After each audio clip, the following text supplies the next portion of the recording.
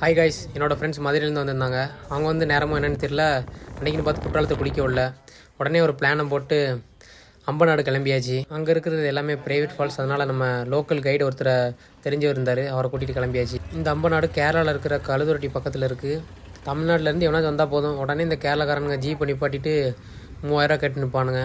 நம்ம தான் விவரமாச்சே, அதான் அங்கே உள்ள ஆளையே கூப்பிட்டு போயிட்டேன் நேராக.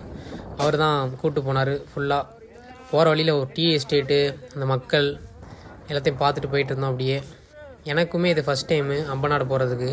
நல்லா சூப்பராக இருந்துச்சு சீனரிஸ் எல்லாமே. அங்கே ரப்பர் தோட்டம், தேயிலை தோட்டம் எல்லாமே இருந்துகிட்டு இருந்துச்சு. அங்கே கடைசியாக ஒரு ஃபால்ஸுக்கு வந்தோம், அதான் கீழே இருந்தது. ஆனால் என்ன, குற்றாலத்தில் குடிக்க விடனால எல்லா மக்களும் இங்கே வந்துட்டாங்க இந்த ஃபால்ஸுக்கு. ரொம்ப க்ரௌடாக இருந்துச்சு.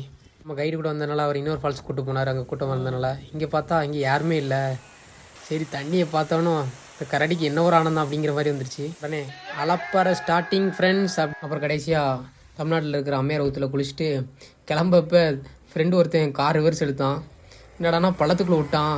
இங்கே என்னடா தள்ளுறீங்க, ஒத்தடா தள்ளுறான். கல் ஒன்று காலை உடைக்கிற மாதிரி வந்துச்சு.